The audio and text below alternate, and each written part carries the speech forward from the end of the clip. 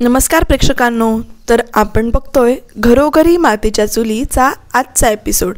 तर इकडे जेव्हा जानकी हार घ्यायला गेलेली असते तेव्हा ऐश्वर्याने कुणाला तरी पैसे दिलेत हे जानकीनं बघितलंय आणि जानकी आता त्याविषयी विचारणार. तेवढ्यात ऋषिकेश जानकीला इथे हाक मारतो आणि मग तो जास्वंदीचा जो काही घरच्या फुलांचा हार असतो तो आई ना देतो आणि तो हार आई गणपतीला घालतात आणि गणपतीची प्रार्थना करतात की पुढच्या वर्षी लवकर या आणि माझ्या घरामध्ये जे काही प्रेम आहे, आनंद आहे, सुखसमृद्धी आहे ते असंच राहू देत अशी प्रार्थना करतात आणि सगळ्यांवर तुमचे आशीर्वाद राहू देत अशी प्रार्थना करतात.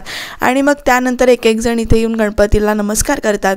जानकी जेव्हा येते तेव्हा ती एकदम अशी म्हणजे तिच्या मनामध्ये भीती बसलेली आहे, कारण सकाळीच सयाजीराव येऊन सांगून गेले आणि त्याच्यानंतर ऐश्वर्यानं जे काही पैसे वगैरे दिलेले आहेत किंवा भेटायला गेली हे तिनं बघितले. त्यामुळे तिच्या मनात एक भीती बसली आणि ती म्हणते की ओवीला सुखरूप ठेव, ओवीची काळजी घे आणि माझ्या कुटुंबामधलं प्रेम तसंच राहू दे, संकट कुणावर येऊ नको, जे काही येणारं संकट असेल ते दूर कर, असं इथे ती प्रार्थना करते गणपती बाप्पाची. आणि तेवढ्यात इथे ऐश्वर्या आली तिच्याजवळ आणि म्हणते की आजचं विसर्जन हे माझ्या मनासारखं होऊ देत, एवढंच ती म्हणते आणि एक लूक देते. तर जानकी तिला काहीतरी बोलायला जाणार तेवढ्या तिकडे गणपती बाप्पाची मूर्ती हलवली जाते. गणपती बाप्पा मोरया, पुढच्या वर्षी लवकर याचा गजर इथे केला जातो. ओवीच्या गालावरनं ऐश्वर्या मुद्दामून इथे हात फिरवते, त्यामुळे जानकीच्या मनात अजूनच इथे भीती आहे, पण ती कोणाला इथे बोलत नाही आहे. गणपतीची मूर्ती हलवून झाल्यानंतर सगळेजण इथे बाहेर जमलेले आहेत गणपतीची मिरवणूक काढण्यासाठी. विसर्जनाची मिरवणूक चालू आहे. इथे गणपतीची मूर्ती आणून ठेवली इथे आणि मग त्याच्यानंतर इथे ढोल ताशे वाजतायत, फटाके वाजतायत आणि जरा पुढे गेल्यानंतर इथे अजून त्यांचे मित्रमंडळी जमा झालेले आहे, त्यामुळं गर्दी आहे, ढोल ताशे वाजतायत आणि त्याच्यात फटाकेसुद्धा वाजतायत. ओवी नाचतीये, पुढे जातीये फटाक्यांच्या गजरामध्ये, ढोल ताशांच्या गजरामध्ये. इथे गणपती बाप्पाची विसर्जनाची जी काही मिरवणूक आहे ती इथे चालू झाली आहे. पुढे गेल्यानंतर सारंग ऐश्वर्याला, जानकीला, ऋषिकेशला सगळ्यांनाच इथे नाचायला घेतो. सगळेजण इथे छान नाचत आहेत, एकदम असं वातावरण प्रसन्न झालं आहे. ओवीचा हात जानकी शक्यतो सोडत नाही आहे. ओवी जिथे कुठे जाईल तिथे तिच्या मागे मागे ओवी जाते असं दाखवलं आहे त्यांनी इथे. आणि ओवी आणि जानकी मग इथे फुगडी घालतात आणि त्या दोघींची फुगडी घालून झाल्यानंतर ऐश्वर्या मुद्दामून ओवीला बाजूला करते आणि जानकीशी फुगडी घालते. आणि फुगडी घालत असताना दोघींच्या एकमेकींचे नजरेचे जे काही खेळ चालू आहेत ते इथे चालू आहेत आणि त्यातनं फुल टशन देत आहेत त्या दोघी एकमेकींना. असं एकमेकींकडे रागाने एकमेकींकडे बघतायत आणि फुगडी घालतायत आणि त्याच्यानंतर फुगडी घालून झाल्यानंतर परत इथे डान्स करतात. आणि जानकी जेव्हा अशीच पाठीमागे वळते तेव्हा तिला ती दोन माणसं दिसतात जी सकाळी तिने बघितली होती आणि ऐश्वर्या त्यांना खाणाखुणा करते. हे जानकी ओझर तर बघते किंवा दोन माणसं ती बघते, त्यामुळे ती घाबरून जाते इथे की ती जी दोन माणसं सकाळी तिनं बघितली होती तीच तिला इथे परत दिसलेत. आणि मग ती इथे ओवीला बघायला जाते पुढे. तर ओवी ऐश्वर्याबरोबर असते. जानकी ओवीच्या जवळजवळ जात असते तेव्हा ऐश्वर्या तिथे मध्ये मध्ये करत असते आणि जानकीला आठवतंय की हे पैसे वगैरे दिलेले सयाजी काकांनी येऊन सांगितलेलं की कशी मुलांना पकडण्याची टोळी आलेली आहे, 5-6 मुलं कशी गायब झालेली आहेत, हे सगळं जे काही आहे ते इथे जानकीला आठवतंय आणि हीच ती माणसं ते तिच्या लक्षात येते. त्यामुळे ती त्या माणसांच्या आधी मागे जाते, त्या माणसांना शोधण्याचा प्रयत्न करत असते. ती माणसं ज्यांच्या जवळ जाणार तेवढ्यात तिकडे ती गायब होतात आणि परत ती अशी दुसरीकडे जातात. तर एका माणसाला ती चुकून बोलवते, असं करते आणि ओवीला सारखं धरत असते. त्यामुळे जानकी ओवीला धरते आणि ऐश्वर्या इकडे ओवीला आपल्या बाजूने घेते. असा काहीतरी खेळ दाखवला आहे तो थोड्या वेळासाठी. आणि तेवढ्यात नाही ते परत ती माणसं तिच्या पुढे येतात, म्हणजे लपलेली माणसं परत तिथे पुढे येतात आणि एक माणूस तिला वाटतो की हा तोच गुंड आहे म्हणून ती धरायला जाते, तर तो नसतो. त्यामुळे ती जराशी ते गडबडते, पण इथे ती शोधायचा खूपच प्रयत्न करते त्या माणसांना. सगळीकडे ज्या गर्दीमध्ये लोकांमध्ये ती शोधायला बघते प्रत्येकात म्हणजे तो माणूस कुठे आहे. तर इथे ओवी आपली मस्तपैकी डान्स करते. ओवीच्या बाजूनं इकडे ऐश्वर्यासुद्धा इथे डान्स करते. फक्त या सगळ्या वातावरणामध्ये जानकीलाच खूप टेन्शन आलं आहे आणि आता जानकी परत त्या दोन गुंडांना बघते आणि ती त्या गुंडांपर्यंत जाणार तेवढ्या तिथे ऐश्वर्या जानकीच्या आडवी येते आणि वहिनी काय झालं असं म्हणते. तर जानकी तिच्याकडे लक्ष देत नाही आहे. ओवी इथे नाचते आणि आता ओवीला जानकी धरायला जाणार कारण तिला कळलं की ते गुंड आता इथे ओवीला घ्यायला जात आहेत. तेवढ्यात इथे फटाके वाजतायत, तिच्या डोळ्यासमोर धूर येतोय आणि त्यानंतर क्षणभरातच ओवी इथे दिसेनाशी झालेली आहे आणि त्यामुळे प्रत्येक जानकी इथे घाबरून ओवीला हक्का मारते अख्ख्या मिरवणुकीमध्ये, ओवी तू कुठे आहेस, ओवी कुठे गेली. आणि आता ओवी दिसत नाही आहे हे जानकीला कळले, त्यामुळे त्याच्यामुळे ती हाका मारते सगळीकडे, पूर्ण वरात फिरते, मिरवणूक जी काही आहे ती ते फिरते. ऋषिकेशला त्यांना विचारले की ओवी कुठे आहे, तर ओवी इथेच पुढे नाचत होती असेल इथेच कुठेतरी असं म्हणून ऋषिकेश इथे जानकीला सांगतोय. त्याच्यानंतर जानकी इथे पुढे येते आणि सारंग तिला ताशा वाजवताना दिसतोय, तर त्याला थांबवते आणि म्हणते ऐश्वर्या कुठे आहे, तर ऐश्वर्या घरी गेली असं सारंग सांगतो. आणि त्याच्यानंतर मग ठीक आहे असं म्हणत इकडे जानकी घरात जाते. आवाजाचा गोंधळ इतका असतो की ऐकायला येत नाही आहे. आणि जानकी घरी गेल्यानंतर गणपती बाप्पाचं इथे छान दर्शन शेवटचं दाखवलेलं आहे. जानकी घरात येते. घरात आल्यानंतर ती ऐश्वर्याच्या नावाने जोरजोरात ओरडते, ऐश्वर्या आधी बाहेर आहे, ऐश्वर्या आधी बाहेर आहे, ओवी कुठे आहे असं ती एकदम विचारायला जाते. आणि इकडे ऐश्वर्या नेहमीप्रमाणे टाळ्या वाजवते आणि म्हणते आता कशी मज्जा येते असं म्हणून. आणि जानकी ते चिडते आणि चिडून तिला खूप काही बोलते की तुझी स्पर्धा माझ्याशी आहे, तिला तर माझ्या मुलीला इथे मध्ये आणू नकोस, तुझं जे काही आहे तर ते बंद कर खेळ तू, आणि माझ्या मुलीला आणू नकोस, माझ्या मुलीला मध्ये काही झालं तर मी माझ्यासारखी वाईट कोणी नाही असं म्हणून ती हात उगारते. तेवढ्या तिकडे सुमित्राईंनी आलेले आहेत आणि हात उगारताना त्यांनी बघितले, त्या हात तिचा अडवतात आणि म्हणतात तू काय करतेस, तू काय बोलतेस. तर ते जानकी म्हणते की आई तुम्हाला माहिती नाही आहे ऐश्वर्या कशी आहे ते, तिनं आज काय केलं असं त्या सांगायचा प्रयत्न करत असते जानकी, पण सुमित्राई तिला काही बोलूच देत नाहीत आणि म्हणतात तुझ्याकडून ही अपेक्षा नव्हती, एकदा का डोळ्यावर पट्टी बांधली की तसंच जग दिसतं, तसं झालंय तुझं, तर तू ऐश्वर्याबद्दल चुकीचा विचार करतेस इथे खूप, आणि ऐश्वर्या तशी नाही आहे आणि तू डोळ्यावरची जी काही पट्टी बांधली असती इथे काढ. जानकी इथे सांगण्याचा प्रयत्न करत असते की आई काय झालं की मिरवणुकीमध्ये इथे असं ओवी गायब झाली अचानक आणि ह्या सगळ्याला जबाबदार ऐश्वर्या असं ती म्हणते. खरं त्या ऐकतच नाही तिचं अजिबात. आणि इकडे जानकी ला बोलत असतात तेवढ्यात त्या म्हणतात 2 मिनटं थांब आणि ओवी बाहेर ये असं म्हणून सांगतात. तर ओवी आजीच्या रूममधनं इथे बाहेर येते. ओवीला बघितल्यानंतर जानकीला असं भरून आलं आहे आणि एकदम ती अशी मिठी मारते तिला, कुठे हरवली होतीस, कुठे गेली होतीस म्हणून त्या अशा मिठी मारतात. तर इकडे जेव्हा सुमित्राई ऐश्वर्याकडे बघतात ना तेवढ्यात लगेच ऐश्वर्या आपला चेहरा असा खूप हे करून टाकते, नाजूक, म्हणजे अगदी दुःख झालं असं, कारण जानकी तिला बोलली आहे ना खूप.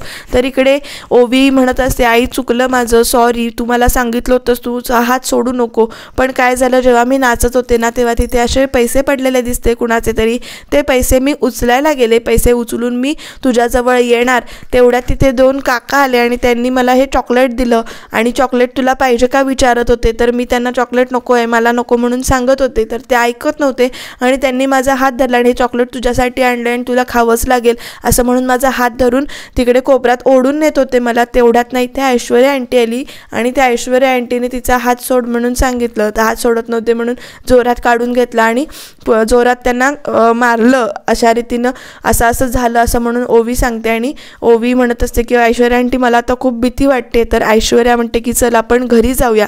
हे सगळा जो काही इन्सिडेंट घडला, जो काही प्रकार घडला, तो ओवी आता जानकीला इथे सांगते आहे आणि त्याच्यामुळे तेव्हा ती म्हणते की आई सॉरी, मी तुझं ऐकायला नको, म्हणजे ऐकायला पाहिजे होतं की तुझा हात सोडायला नको होता, पण ऐश्वर्या आंटीने मला इथे सेफली घरात आणलं. हे ऐकून परत इथे जानकीला खूपच भीती वाटायला लागली आणि ती इथे रडायला लागली आहे परत तिच्याबरोबर.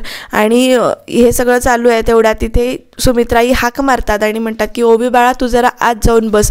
आणि ओवी आता आत जाऊन बसल्यानंतर सुमित्राई फारच चिडतात आणि म्हणतात तुझ्या मुलीला जिनं गुंडांच्या तावडीतून वाचवून आणलं तिच्यावरच तू आळ घेतलास, तिच्याच तू थोबाडीत मारायला निघाली होतीस. आणि आता मला तर असं वाटायला लागलं आहे की ह्या सगळ्यामध्ये की आमच्या सगळ्यांपेक्षा तुझ्याच मनामध्ये सावत्रपणाचा जो काही घोळ आहे किंवा सावत्रपणाचं जे काही आहे ते तुझ्या मनामध्ये फार ठसून गेले. तुमच्या दोघा जावाजावांच्या ज्या काही कुरबुरी असतील त्या असू देत, पण तू आत्ता ऐश्वर्यावर असा हात उचलायला नको होतास, तुझं चुकलं आहे हे. पण इथे जानकी सांगायचा प्रयत्न करत असे तर तिला इथे बोलूच दिलं जात नाही. जानकीने ऐश्वर्यावर हात उगारला आहे हे त्यांना इतकं आवडलेलं नाही आहे. परत जी काही नाराजगी आहे त्यांच्या मनामध्ये जानकीविषयी ती निर्माण झाली आणि त्या जाता जाता म्हणतात सावत्रपणाचं जे काही तुझ्या मनात आहे, माझ्यापेक्षा आमच्या मनापेक्षा तुझ्या मनातच जास्त तू सावत्रपणाचं खूळ डोक्यात घेतलंयस असं म्हणून त्या इथे चिडून निघून जातात. त्या निघून गेल्यानंतर इकडे ऐश्वर्या आपल्या आता तोंडाचा पट्टा चालू करते आणि म्हणते आता कशी मजा येते खेळामध्ये, तर असंच करून मी आता आईंच्या मनामध्ये परत तुझ्याविषयी विष कालवणार, गैरसमज करणार आणि तुझी जी काही मोत्यांची माळ होती, म्हणजे जी काही रणदिव्यांची माळ होती परंपरागत, ती कशी मी पाडली होती, तोडली होती आणि त्याच्यातले मोती कसे खाली पडले होते आणि ते तू पदरात वेचले होतेस. तर इथे जानकीला आठवतंय की ती कसं त्या दिवशी बोलत होती की अशाच पद्धतीनं मी ही माळ मोडून म्हणजे ही माणसं घरातली तोडून तुला या घरातून बाहेर काढणार वगैरे. आणि ती माळ कशी तू पदरात धरली होतीस तसंच आणि थोड्या दिवसांनी तू माझ्या पुढे इथे पदर पसरशील आणि माझी माणसं जपा किंवा माझी माणसं मला दे असं म्हणून तू माझ्यासमोर पदर पसरणार आहेस. आणि हळूहळू एक एक करून मी आता तुझ्यापासनं ह्या माणसांना दुरावणार आहे. आणि काय तू प्रेमाचं, नात्याचं, विश्वासाचं जे काही लेक्चर मारलं होतंस ना त्याचा इथे काही उपयोग झालेला नाही असं ती बडबडत असते ऐश्वर्या. तेवढ्यात इथे जानकी ऐश्वर्याचा हात धरते आणि म्हणते, मागच्या वेळीसुद्धा तू ओवीपर्यंत पोचली होतीस. ओवी शाळेतून घरी लवकर कशी पोचू नये याचा तू विचार केला होतास आणि आत्ताही तू ओवीचाच वापर केलास. ओवीच्या जर नखाला जरी धक्का लागला ना तुझा तर मी तुझं काय करेन ते सांगता येणार नाही असं म्हणून ती त्या ऐश्वर्याचा हात पिरगळते. तोच हात परत इथे ऐश्वर्या जोरात इथे सोडवून घेते आणि आता दोघींचं जे काही युद्ध आहे किंवा जे काही चाललेलं आहे बोलणं तर ते अशा पद्धतीने की आता म्हणजे बघ पुढे काय होतंय ते किंवा आणि एकमेकींना असं खुन्नस दिलेली दाखवली. तेवढ्या तिथे संध्याकाळ झाली आहे.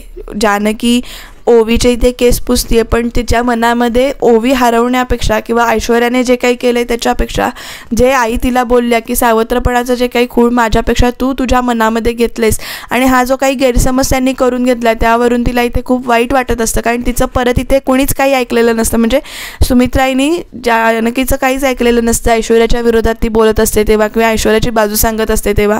आणि ओवी एकदम आई केस पुसताना का थांबली असं बघून मागे वळते आणि म्हणते, आई तू रडतीयस का गं? तर जानकी म्हणते, नाही डोळ्यात ते काहीतरी गेलं. नाही मला माहिती आहे मी तुझा हात सोडला म्हणून तू इथे रडतेस ना, मी हरवले म्हणून तुला भीती वाटली ना.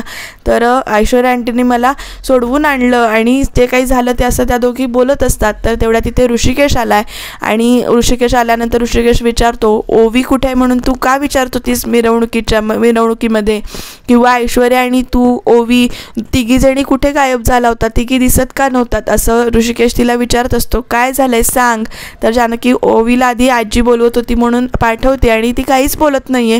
ऋषिकेश ते सारखा विचारतोय तिला, अगं काय झालं होतं ते सांग मला. तर म्हणजे नक्की काहीतरी झालंय आणि तुझ्या डोळ्यात पाणी दिसते, काय झालंय असं तो विचारतो. तर ऐश्वर्याने जे काही केलेलं असतं किंवा जे काही घडलेलं आहे मिरवणुकीमध्ये तो सगळा प्रकार इथे जानकी ऋषिकेशला सांगते. ऋषिकेश जानकीला म्हणतो, ही मुलगी अजून कुठल्या थराला जाणार आहे, किती त्रास देणार आहे तुला. आज तर तिने तुझ्या इमोशन्सची खेळली आहे किंवा ओवीला तिने त्रास द्यायचा प्रयत्न केला आहे. तुझ्या ज्या काही भावना आहेत तुझ्या इमोशन्सचा वापर केला आहे तिनं आणि त्याच्याशी ती खेळली आहे. हे प्रकरण अजून कुठपर्यंत जाणार आहे आणि काय होणार आहे पुढे.